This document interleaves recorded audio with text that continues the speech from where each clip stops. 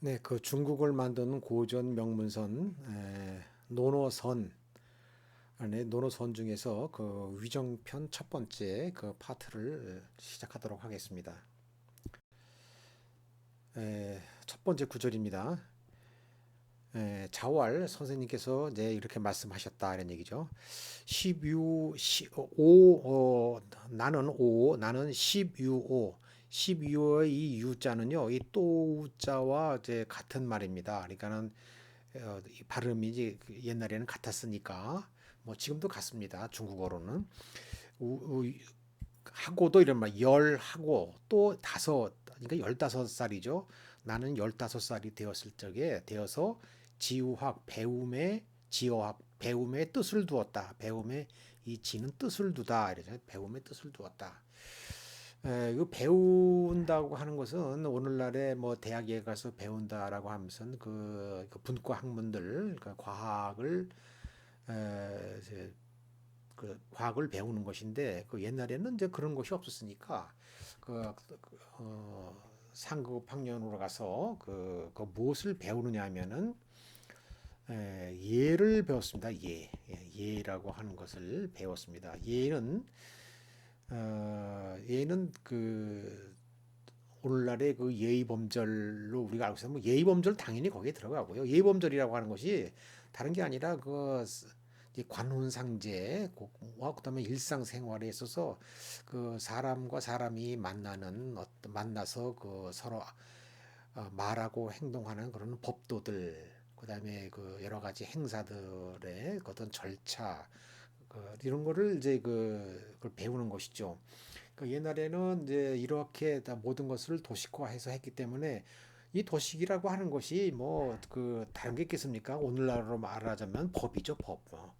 오늘날 말하자면 법이죠. 법을 오늘날도 무슨 사회 나와서 뭘 하려고 그러면은 이 법을 먼저 알아야 되고, 그러니까 이 법이라는 게 다른 게 아니라 상식이죠, 상식. 그러니까 상식에 해당되는 것이 무엇인지 알아야 되고, 그다음에 어떤 기업체에 취직을 하면 기업체에서 정한 규정을 먼저 알아야 되지 않습니까? 마찬가지로 그 당시에서 세상을 살아가려면은 이 예를 먼저 그 배워야 하고 그 예대로 해야지 이제 실수가 없는 것이죠. 그래서 그 예를 배운다라고 하는 것은 오늘날로 말하자면 이제 법을 배운다는 거랑 마찬가지입니다. 그 예는 이제 자발적인 거고 법은 이제 강제성을 띈 것이고 그것만 다를 뿐이죠. 그래서 그 예를 배우는 것에 이제 뜻을 두었다 이런 얘기입니다. 물론 이제 공자가 자신의 어떤 학교를 세운 다음부터는 물론 시서 예학 역춘추 이와 같이 여러 가지 이런 뭐 나름의 분과를 이제 가르치긴 했습니다만은 그 모든 것이 궁극적으로는 그 예가 그 중심에 있었던 것입니다. 그다음에 30이 립이라 그랬습니다. 30살이 되어서 이제 섰다. 립은 이제 여기서 홀로 서다라고 여기서 설명을 하고 있죠. 이제 홀로 서다. 그러니까 30살이 되어서 홀로 섰다. 이 홀로 섰다는 말은 이제 무슨 말이냐면요. 자, 태학에 들어 이 쓰기는 대학이라고 쓰고 이걸 태학이라고 있습니다. 태학에 들어가서 이제 9년을 배우면요. 대성이라고 그럽니다. 대성을 마쳤다라고 하는데 이 대성을 마치면 대략 나이가 30쯤 됩니다. 그 30 되면은 이제 배울 거는 다 배운 셈이죠. 그러니까 그때는 누구의 도움을 받지 않고 혼자 공부할 수 있다라는 이제 그런 뜻입니다. 오늘날에도 박사 학위를 이제 소정의 과정을 마치면 박사 학위를 주지 않습니까? 이 박사라고 하는 것은 뭐 공부를 많이 해서 모든 걸 다 한다는 뜻이 아니라 이, 이 과정을 마친 사람은 혼자 누구의 도움을 받지 않고 혼자 공부할 수 있다라는 그런 하나의 증명서일 뿐이죠. 그러니까 마찬가지로 여기서 립이라고 하는 것은 혼자 공부할 수 있게 되었다라는 뜻입니다. 그 다음에 40살이 되어서 이제 불혹이라 혹이다. 이 혹이라고 그러는 것은 우리가 유혹하다, 유혹하다. 그러니까 불혹이라 그러면 어디인가 유혹되지 아니하다. 유혹되지 아니하다 이런 그 얘기죠. 그런 식으로 이제 많이 지금 번역을 합니다. 40살이 돼서 어디에도 유혹되지 아니하였다라고 하는데 사람은 그 욕망의 동물이기 때문에 죽을 때까지 유혹되지 않고 살 수는 없는 거죠. 공자도 60이 넘어서도 이제 그 세상에 나가서 자기 학문을 펴보겠다고 주유천하를 하지 않았습니까? 그리고 10년 돌아다니다가 이게 세상에 내 생각처럼 되는 게 아니구나 하는 깨닫고 다시 고향으로 돌아와서 제자들을 가르치는 일에 이제 몰두하게 되었죠. 그러니까 뭔가 유혹되지 않았다라고 하는 말은 이제 그건 말이 안 되는 거고요. 이때 혹이라고 하는 것은 여기서 아주 부록이라고 하는 말은 이제 헷갈림이 없다. 그러니까는 지식을 갖춘 완전한 전문가가 되었다 이런 얘기입니다. 말하자면 우리가 어떠한 직업을 갖더라도요. 한 30살에 예를 들면 취직을 해서 한 10년 동안 그 자기가 종사하는 그 업무에 10년간 한번 10년간 종사해 보세요. 이게 도사가 되거든요.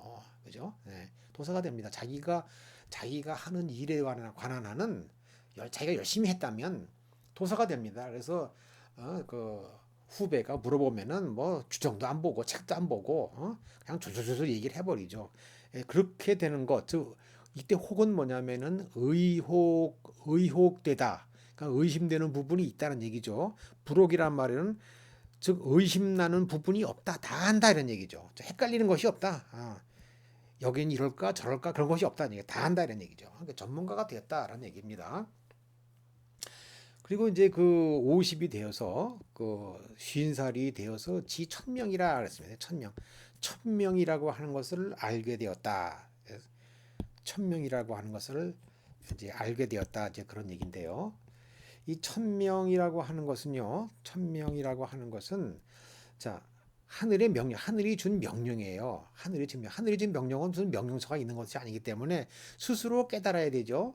하늘이 나한테 무언가 어떤 일을 하라고 어떤 직분을 주었고 나의 능력이 어떤 능력을 주었는지를 스스로 깨닫는 때, 저 50년을 살면 그것을 스스로 하늘의 명령이 나한테 준 명령이 무엇인지를 스스로 깨닫게 된다는 얘기죠. 이것은 다시 말해서 나에게 맡긴 몫이다 이런 얘기예요. 하늘이 나한테 맡긴 능력도 나의 몫을 주었고 내가 감당할 만한 몫을 주었다는 얘기죠. 사회에 나가서 어떤 일을 해라라고 하는 몫을 주었다는 얘기죠. 우리가 보통 이제 영어에서 랏이라 그러잖아요. 랏. 랏은 이제 그 파킹 랏 그러면 당신은 어디 주차하시오라고 그 주차하는 그 공간 내 몫을 받는 거 아닙니까? 그게 랏이죠 이게. 근데 내 몫을 받은 거다 이거죠. 몫을 받. 그럼 우리가 로또 그러잖아요. 로또라고 하는 것은 뭐죠? 내 몫이죠. 내 몫이 꽝이면 그건 내 몫은 꽝인 거고 내 몫이 10억이다 그러면 그 10억이 내 몫이에요. 그건 뭐 하늘이 준 건데 그걸 누가 뭐라고 하겠습니까? 그죠? 그러니까 그 50이 되어서 하늘이 내게 준 사명과 그다음에 나한테 능력, 나의 한계 이런 것을 그때 가서 저절로 스스로 깨닫게 되었다는 그런 뜻입니다. 그다음에 60에 환갑이 되어서 이순이라 그래서 이순 이거 그 직역을 하면 이제 귀가 순하다. 귀는 뭐라 하냐면 남의 말을 듣는 그런 이제 기능을 하잖아요. 그러니까 남의 말을 듣는 것이 순조로웠다 하는 얘기인데, 자, 이게 말이라고 하는 것은 소통 도구, 그렇죠? 소통하는 도구. 저 의미를 말이라고 하는 수레에 실어서 A라는 화자로부터 B라는 청자로 이거 실어 나르는 거잖아요. 그죠? 실어 나르는 거예요. 그럼 여기에 요 수레 위에 의미가 실려 있죠. 그러면 언어라는 수레에다가 의미를 실어서 B에게 보내면 B는 그 수레에 실리는 의미를 내가 알아듣는 것이죠. 그렇기 때문에 우리는 이제 보통 소통을 할 적에 말을 들을 적에 그 수레를 보지 않고 수레에 담겨 있는 의미를 이제 파악하려고 노력을 하죠. 그죠? 저 수레에 담긴 의미가 무엇인가? 그 언어가 지시하는 그 지시물이 무엇인가를 파악하려고 노력하잖아요. 그런데 60이 돼서 이제 인생을 많이 살면 그때는 이 수레에 실린 의미라고 하는 것은 의미가 없고 뭐가 중요하냐면 수레가 중요하다는 거죠. 수레가 중요하다. 말 자체가 중요하다는 거죠. 우리가 그렇잖아요. 그런 말 하잖아요. 말을 아해서 다르고 어해서 다르다 그러잖아요. 우리가 막 말다툼할 적에 이 사람이 아해서 다르고 어해서 다르지. 그러니까 말을 갖다가 같은 말이라도 이 어떻게 하냐에 따라서 상대방이 듣는 게 다르잖아. 다 의미가 달라지잖아요. 그러니까는 말 그 자체 술에 초점을 맞춰서 듣는 거다 이런 얘기입니다. 그러니까는 여기서 말이 스스로 표현하는 바로서 인식한다는 얘기예요. 말에 담겨 있는 의미를 파악하려는 게 아니라 말이 스스로 표현하는 바로 인식한다. 그러니까는 세상이라고 하는 것은 말이 표현하는 바에 의해서 만들어지는 것이죠. 이것을 불교에서 뭐라 그러니까 일체유심주라고 그러잖아요. 이 세상 모든 것은 오로지 마음이 만들어낸 것이다. 오로지 마음이 만들어낸 것이다 그러잖아요. 그죠? 그러니까는 이 마음이라고 하는 것은 그냥 우리가 모호하는데 그 마음을 결정하는 건 뭡니까? 언어잖아요. 이 세상은 언어로 규정되는 것입니다. 한 아에서 다르고 어에서 다른 거예요. 그러니까 60이 되니까 말을 들을 적에 그 말 자체를 듣게 되더라 이런 얘기입니다. 정말로 그렇더라고요. 정말로 말 자체를 곱씹으면 그 말이 갖고 있는 말에서 여러 가지 의미를 생성해내고 그 말 자체만 들어도 저절로 그 의미를 파악하게 되더라 이런 얘기입니다. 그러니까 이제 나이 들면은 그 어원 같은 것을 잘 따지게 되죠. 어원을 알면 뭐 사실 크게 어렵지 않습니다. 뭐 법학에 있는 법학 같은 것이 뭐 이제 그 용어가 어렵다고 하지만은 그 말의 어원을 가지고서 하면은 어려운 거는 하나도 없어요. 아, 이래서 이렇게 쓰는구나 하는 거를 금세 알게 되는 거죠. 그래서 60의 이순이다. 즉, 말 자체를 가지고서 말 자체에서 표현되는 걸 가지고서 그대로 이해가 되더라 하는 얘기입니다. 그 다음에 72 종심소욕. 70살이 되어서 종은 따를 종자죠. 심소욕. 마음이 요거는 원하는 겁니다. 마음이 원하는 바대로 따르다 이러네요. 종심소욕.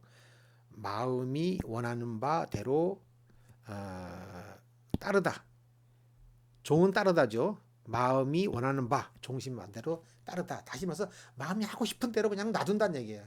예? 자고 싶으면 자고, 먹고 싶으면 먹고, 소리 지르고 싶으면 소리 지르고, 술 많이 마시고 술 많이 마시고, 내 마음대로 그냥 해놓은데도 불유구라. 유는 여기 나오죠. 넘을 유자입니다. 구는 곱자 구래.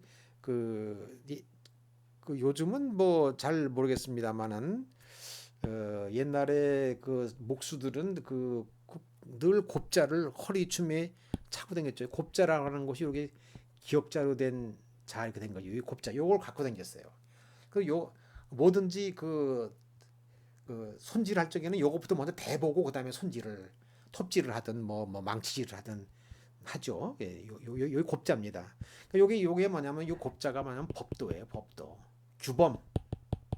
규범이에요. 규범. 유는 너물 유, 너물 유. 그러니까 보통 옛날에 저기 뭡니까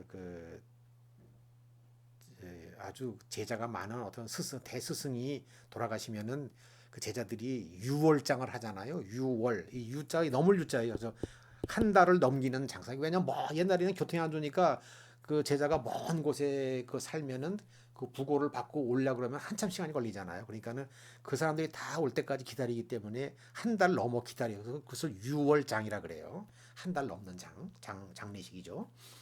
그래서 자 넘지 않는다. 그러니까는 그 법도를 내가 아무리 하고 싶은 대로 해도 절대로 그 법도를 넘지 않더라 이런 얘기입니다. 그러니까는 술을 아무리 내가 마음껏 마시려고 해도 항상 딱 아주 기분이 적절하게 좋을 때가 되면 더 이상 술을 안 먹게 되더라 뭐 이런 얘기겠죠.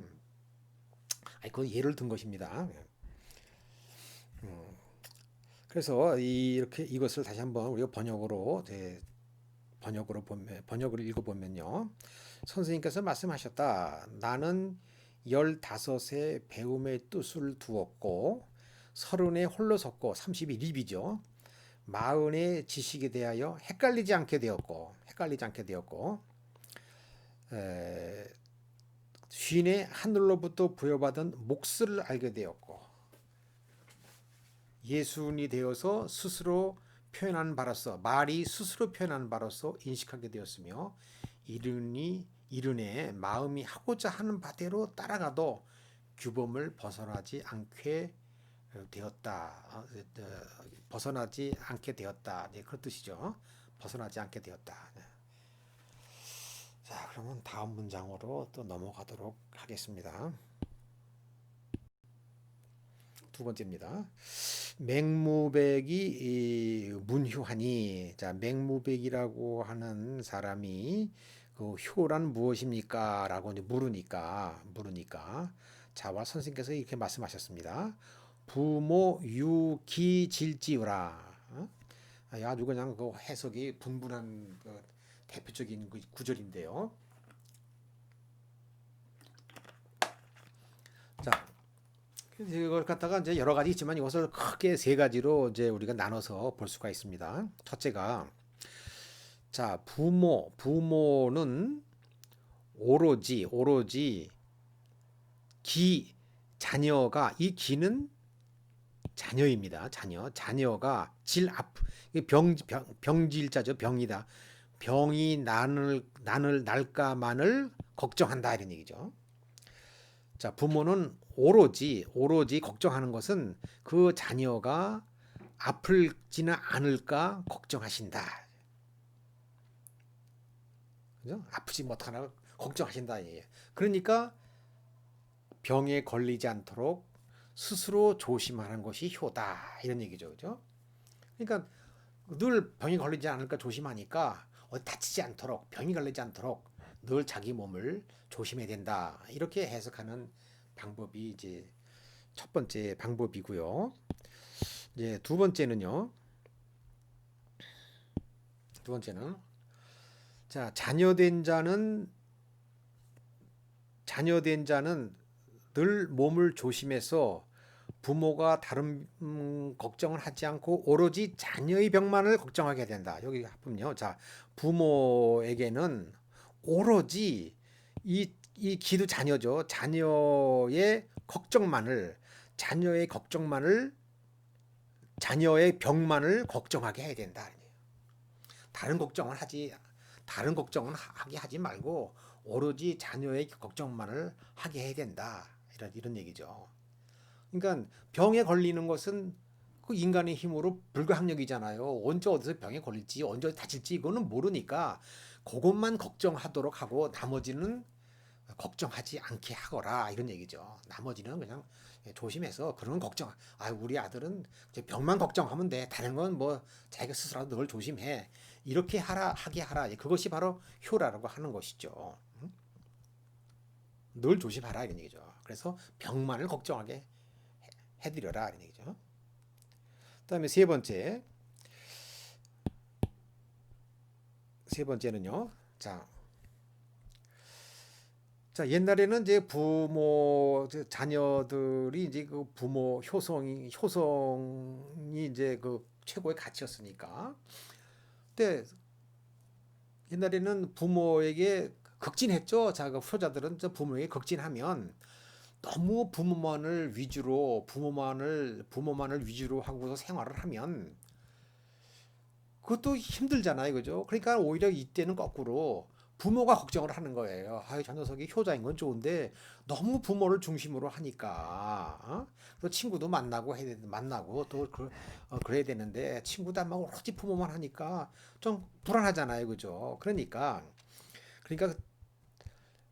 뭐냐면 부모에게는 오로지 기는 부모입니다. 부모의 질병만을 걱정하라, 이런 얘기예요. 부모의 질병만을 걱정하라. 그러니까 여기서 걱정하는 주체는 아들이죠, 아들. 아들은 모름지기 오로지 부모의 질병만을 걱정해라. 다른 건 하지 말고. 왜냐하면 다른 것까지 너무 그러면은 부모가 오히려 불안해하시고 걱정하신다. 그러니까는 다른 거 걱정 그렇게 너무 그렇게 과도하게 조심하지 말고 오로지 부모의 질병만을 걱정을 해라. 이렇게 해석할 수가 있습니다.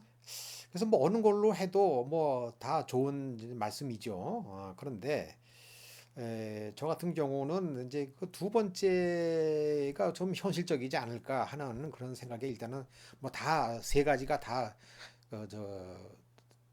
해석이 되는 것입니다. 다 되지만은 여기서는 대표적으로 그냥 두 번째 걸로 하도록 하겠습니다. 맹무백이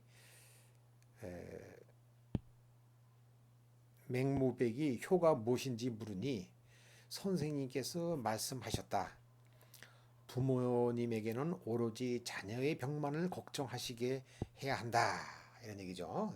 다른 저기 그 다른 좀 조심을 해가지고 늘 조심을 해서 몸이 다치지 않도록 조심을 해서 부모 아니 부모가 아니라 다른 걸 다 조심해서 다른 건 걱정이 안 되고 우리 아들은 다른 건 걱정이 안 되고 오로지 병만을 병이 나지는 않을까 그 걱정만 하게 해드려야 된다. 그것이 바로 효다. 이렇게 이제 해석하는 것이 조금 더 현실에 맞지 않을까 이렇게 생각이 돼요. 특히 오늘날의 현실에 맞지 않을까 생각이 됩니다. 자, 세 번째요. 세 번째 문장입니다. 선생님께서 말씀하셨다. 온고이 지신이라. 이것을 보통 우리는 어떻게 해석하냐면 옛 것을 알고 나서 그 다음에 새 것을 알아야 된다. 그래서 우리가 온고지신이라고 네 글자 하잖아요. 그래서 새 것만 자꾸 알려 그러면은 옛 것도 알아야 된다. 그러면서 이제 온고지신 몰라. 옛 것을 먼저 알고 그 다음에 이제 새 것을 알아야지. 이렇게 보통 해석을 많이 하죠. 자, 그래서 온고가 A고 이제 B 지신이 B라면은 A를 먼저 하고 B를 하라 이런 얘기죠. 그런데 이거는 이렇게 그렇게 해석하면은 공자의 그 교육 방식에 좀 잘 맞지 않는 것 같고요.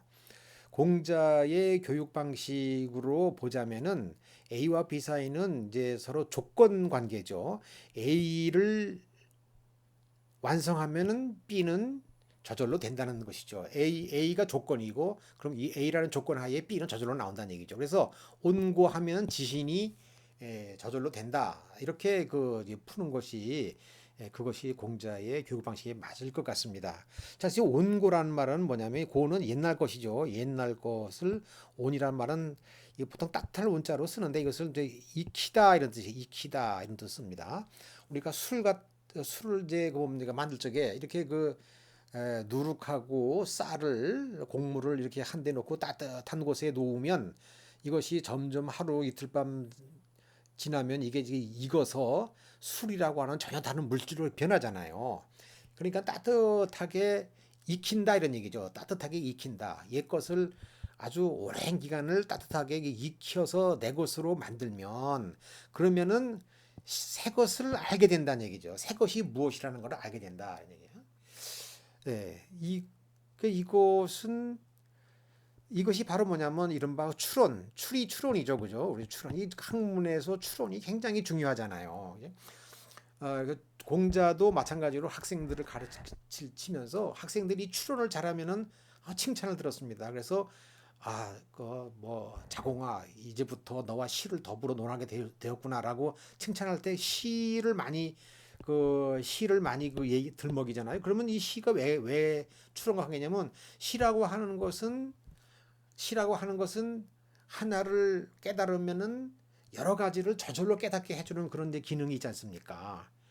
그래서 우리가 거일우이 반삼이라 뒤에 나오겠습니다만은 하나를 네 구퉁이 중에서 한 구퉁이를 들어주면은 나머지 세 구퉁이를 저절로 알잖아요. 한 구퉁이가 90도다 그러면 나머지 세 구퉁이 다 90도라는 걸 스스로 깨닫게 되잖아요. 근데 그런 것을 이제 말하는 것이죠. 그래서 시가 바로 같이 하나를 알려주면 나머지 세 개를 저절로 알게 하는 그런 기능이 있기 때문에 이것을 이 추론이라고 하는 것을 중시했기 때문에 공자가 그것을 중시했고 그리고 온고의 지신도 그런 차원에서 이것을 이해해야 된다 얘기죠.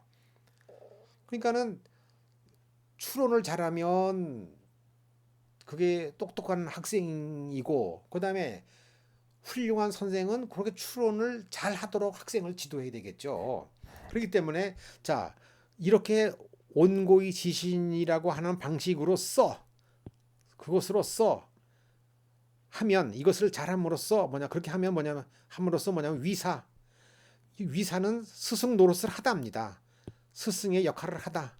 스승의 역할을 할 수 있다. 이거죠. 그렇게 함으로써 스승의 역할을 할 수 있다. 스승 노릇을 할 수 있다. 이렇게 풀 수가 있는 것이죠.